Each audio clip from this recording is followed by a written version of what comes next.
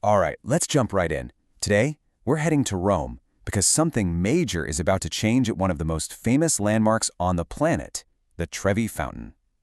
A tradition that's been around for centuries is about to get a 21st century update.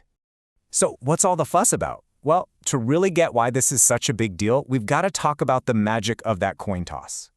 I mean, have you ever dreamed of doing this? It's such a classic travel moment, right? You know the drill. Turn your back, make a wish, and toss a coin over your left shoulder. The legend says that guarantees you'll return to the Eternal City. It's on so many bucket lists for a reason. Well, that simple, totally free act of making a wish, it's about to change. In a big way. The city of Rome has decided it's time for a major overhaul. And here it is, the number that's at the heart of this whole thing, €2. Yep, starting in 2026, if you want to get close enough to toss that coin, it's gonna cost you. So why on earth would they put a price on a wish? Let's get into the why behind all this. Why is a tradition that's been free forever suddenly getting a price tag? The short answer, one word, over-tourism. Get this, last year alone, 10 million people lined up to see the fountain. 10 million. I mean, to put that in perspective, that's more than the entire population of New York City, all trying to cram into one, not-so-huge public square. It's just staggering. And when you have that many people in one spot, you can probably guess what happens next.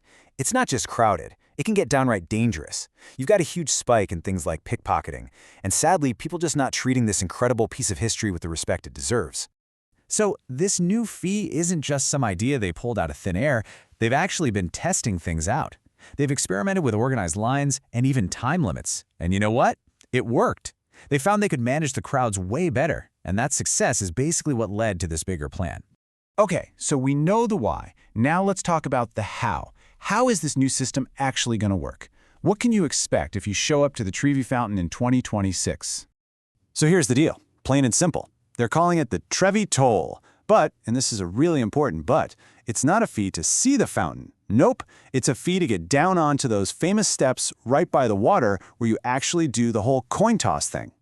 Let's break down who this affects. As you can see, that €2 fee is for tourists. But if you're a resident of Rome, you're exempt. You don't have to pay. So this city is definitely drawing a line between visitors and the people who live there. Okay, this is probably the most important thing to remember. You can still see the Trevi Fountain for free. Let me say that again, for free. The view from the main square isn't changing. It's still open to everyone, no ticket needed. The €2 is only if you want to go down to the steps for that classic up-close, I'm tossing a coin moment.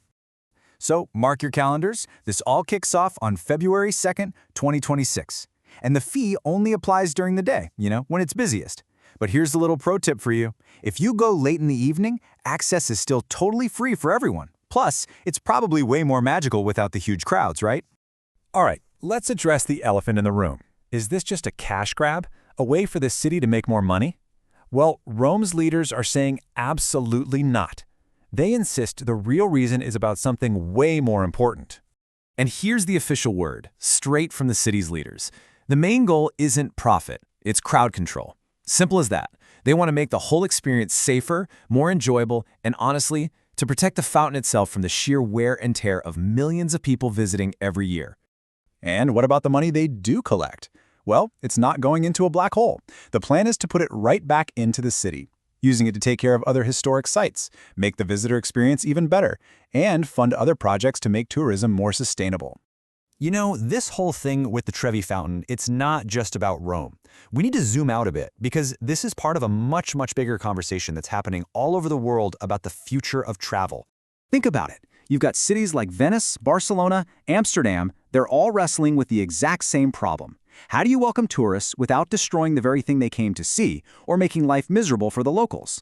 The Trevi Toll, well, that's just Rome's attempt at an answer. And that really leaves us with a huge question, doesn't it? Is this the future of tourism? Should all the world's wonders come with a small price tag attached if that's what it takes to protect them for our kids and grandkids? It's a tough one for sure. It's this constant battle between keeping these places open for everyone and making sure they're still around for everyone to see in the future.